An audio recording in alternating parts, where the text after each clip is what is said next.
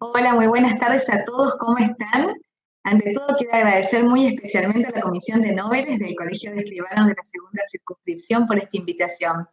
Realmente es un honor para mí poder estar hoy aquí junto a ustedes compartiendo este encuentro virtual. La idea de esta semana es que reflexionemos acerca del régimen patrimonial del matrimonio, así que me parece interesante que comencemos por definirlo. ¿Qué entendemos por régimen patrimonial matrimonial? Podemos decir que es ese conjunto de normas que rigen las relaciones de carácter patrimonial entre los esposos y la de estos con terceros. Es una realidad que el matrimonio transforma la vida de las personas en todos sus aspectos y que la dimensión económica desde luego no va a escapar a esta regla. Es natural que al contraer nupcias y a fusionar lo más íntimo, por fuerza de los hechos también terminen fundiéndose otros aspectos de la vida de los esposos. Por eso en realidad advertimos que en todos los regímenes patrimoniales, aún en los regímenes separatistas, existe una pulsión de unidad que digamos es inevitable. Y desde este punto de vista siempre resulta interesante observar cuáles han sido esos mecanismos que el legislador ha instrumentado para ayudar a mantener un saludable equilibrio que debe existir en todo régimen patrimonial entre la protección de los intereses individuales de los esposos y la protección de los intereses de la familia. Me voy a referir muy brevemente a la estructura. Recordamos que el Código Civil y Comercial regula el régimen patrimonial de matrimonio a través de 3 capítulos. Tenemos un primer capítulo dedicado a disposiciones de carácter general y luego 2 capítulos dedicados a los regímenes específicos, comunidad de ganancias y separación de bienes. Sabemos que cada reforma ha buscado responder a las necesidades de su época y que en esta materia nuestra doctrina desde hacía un tiempo venía advirtiendo la necesidad de que los esposos pudieran elegir el régimen aplicable a sus relaciones patrimoniales. Así que en el año 2015 se abrió el camino a la autonomía de la voluntad en esta materia y pasamos de un régimen que era único, legal, forzoso, a un régimen que ahora es elegible. Elegible dentro de una pluralidad que podríamos llamar cerrada, porque tenemos nada más que 2 opciones, o comunidad de ganancias o separación de bienes. Se trata de un régimen mudable, porque los esposos pueden cambiar de régimen de bienes a lo largo de la vida matrimonial, incluso con una mutabilidad abierta, porque no se estableció un límite a la cantidad de veces que pueden cambiar de régimen de bienes.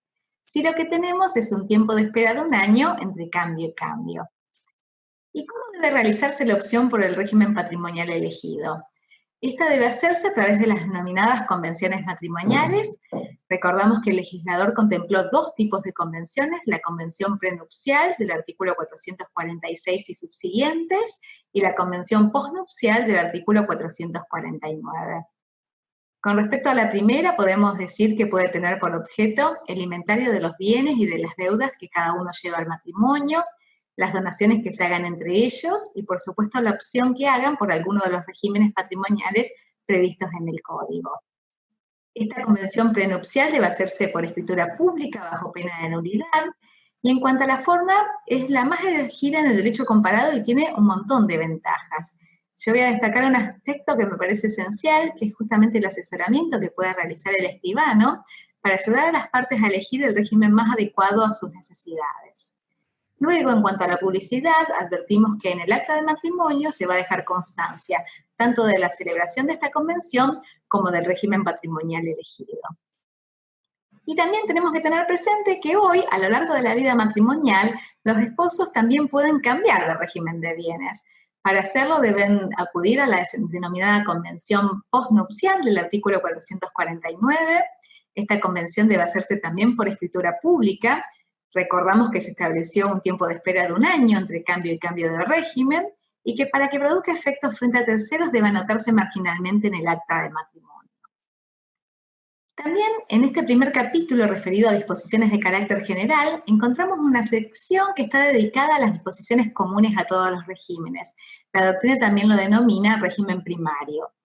Se trata de un conjunto de normas de orden público, imperativas, interrogables, que regulan las relaciones de todos los esposos, estén bajo el régimen de comunidad o bajo el régimen de separación. Estas normas tutelan el interés familiar y también el interés de terceros y notamos que encuentran su fundamento en el principio de solidaridad familiar.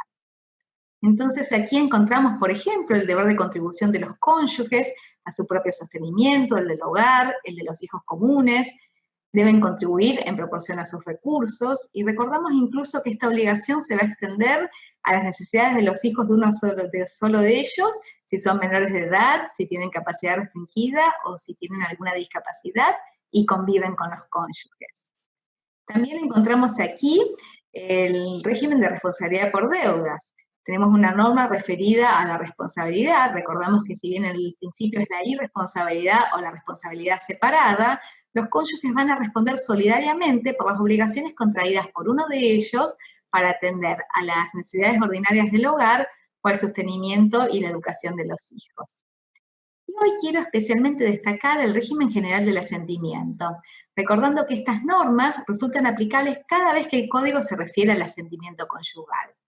Entonces tenemos el artículo 457 que nos indica que el asentimiento debe versar sobre el acto en sí y sus elementos constitutivos, sujeto, objeto, precio. También que uno de los cónyuges puede ser autorizado judicialmente a otorgar un acto que requiere el asentimiento del otro, si éste está ausente, si es una persona incapaz, si está transitoriamente impedido de prestarlo, o incluso cuando su negativa no está justificada en el interés de la familia.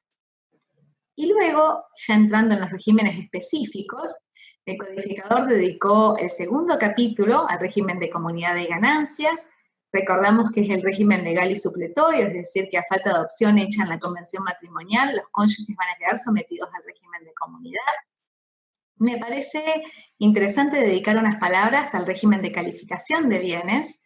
En materia de técnica legislativa advertimos que hay un esfuerzo por superar el casuismo de Vélez, más allá de la enumeración de los artículos 464 y 465 que establecen cuándo un bien va a ser propio y cuándo un bien va a ser ganancial, la multiplicidad de casos puede realmente presentarse inabarcable. Entonces me parece importante tener presente que frente al caso concreto, interaccionan diferentes principios, reglas y criterios para calificar un bien como propio o como ganancial. ¿Y cuáles son ellos? Podemos, por ejemplo, encontrar aquí el criterio temporal de calificación, que indica que un bien será propio o ganancial según haya sido adquirido antes, durante o después de la comunidad. El principio de subrogación real, que indica que cuando un bien ingresa en reemplazo de otros va a recibir su misma calificación. El principio de incolumidad, que busca proteger tanto las masas de bienes propios como las masas de bienes gananciales de los esposos y procura así frenar esta tendencia a la unidad sin desproteger a la familia. El título gratuito o oneroso de la adquisición, y advertimos aquí una relación o no con el esfuerzo conjunto de los esposos para adquirir el bien. Y así vemos que en la redacción de estos artículos, la interacción de estos principios y criterios junto a otros, como la teoría de la cláusula de un título anterior o el principio de accesión. Particularmente me gustaría cerrar la enunciación subrayando la adopción de la teoría de la calificación única. Y si bien un bien es adquirido en parte con fondos propios y en parte con fondos gananciales, vemos que va a recibir una única calificación, propio o ganancial según sea el caso. No obstante, se reconocerá un derecho de recompensa hacia el cónyuge que sacrificó patrimonio propio en beneficio de la comunidad y viceversa, hacia la comunidad si uno de los cónyuges se ha beneficiado en detrimento del haber gananciado. En materia probatoria, es importante que tengamos presente que se presume, excepto prueba en contrario, que son gananciales todos los bienes existentes al momento de la extinción de la comunidad. Y respecto a terceros, la convención de cónyuges no es suficiente para probar el carácter propio.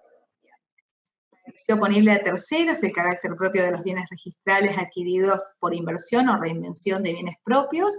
Es necesario que en el acto de adquisición hagamos constar esta circunstancia, que se determine el origen de los fondos y además que contemos con la conformidad del otro cónyuge.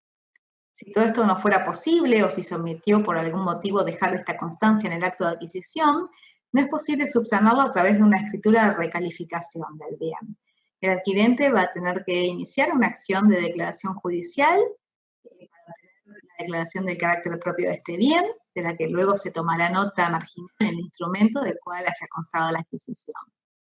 Y con respecto a la gestión de los bienes, recordamos que la regla es la libre administración y disposición, con dos excepciones, la del artículo 456 del régimen primario, que requiere el asentimiento conyugal para disponer de los derechos sobre la vivienda familiar, y la del artículo 470 de este régimen, que requiere el asentimiento conyugal para disponer de determinados bienes gananciales. Para cerrar con el régimen de comunidad, simplemente me gustaría destacar la regulación actual en materia de extinción de la comunidad, indivisión poscomunitaria, liquidación y partición, que realmente trajo a luz a un montón de cuestiones que otrora generaban incertidumbre.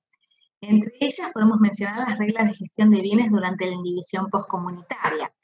Hoy sabemos que si la comunidad se disuelve en vida de los cónyuges, estos pueden acordar las reglas de gestión y en sus defectos van a quedar sometidos a las reglas de la comunidad.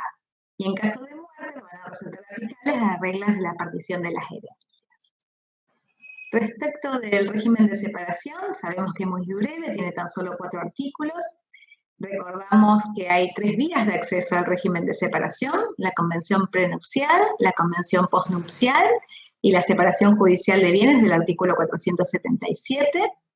Con respecto a la gestión de los bienes, la regla es la libre administración y disposición de los bienes personales, con la excepción prevista en el artículo 456. Con respecto al régimen de responsabilidad por deudas, el principio es la irresponsabilidad o separación de deudas, con la excepción del artículo 461. Y también vamos a recordar que el régimen cesa por disolución del matrimonio o por cambio al régimen de comunidad. Me gustaría entonces dedicar unas palabras finales a las ventajas y desventajas de estos 2 regímenes específicos. Con respecto a la comunidad de ganancias, podemos decir que tiene algunas ventajas que son innegables. Primero, porque no crea disparidad financiera entre los esposos. Además, porque tiene dispositivos de protección de los bienes propios más eficaces, como las recompensas. Y esto es un problema en el régimen de separación donde no existen estos dispositivos. El cónyuge sepárate además se va a encontrar en una posición mejor frente a la sucesión del causante. Desde luego tiene sus inconvenientes, la responsabilidad por deudas es más extensa, la necesidad de asentimiento conyugal puede entorpecer la celebración de algunos actos jurídicos, y además tenemos que recordar que existe una prohibición general para contratar de los cónyuges que están bajo el régimen de comunidad. Con respecto al régimen de separación de bienes, desde luego tiene sus ventajas. La propia separación de patrimonios es una ventaja en algunos casos, un régimen más restringido de responsabilidad por deudas, una mayor libertad de gestión de los bienes, también una mayor libertad de contratación entre cónyuges. Ahora, no obstante eso, no podemos dejar de señalar que el cónyuge que es económicamente más débil se va a encontrar en una situación de mayor desprotección frente al divorcio o la muerte. Así que a modo de cierre, si nos preguntamos qué régimen conviene, tenemos que decir que en realidad no existe un régimen perfecto. Lo que sí podemos hacer es asesorar a las partes para que puedan evaluar todas estas cuestiones y así permitirles optar por el régimen más adecuado para la protección de sus intereses, tanto comunes como personales. Y bueno, espero sinceramente que esta propuesta les haya resultado de interés. Espero que cuando pase este periodo de aislamiento obligatorio seguramente tengamos la oportunidad de encontrarnos personalmente para seguir conversando sobre estos y otros temas. Les mando un cariño muy grande, cuídense mucho.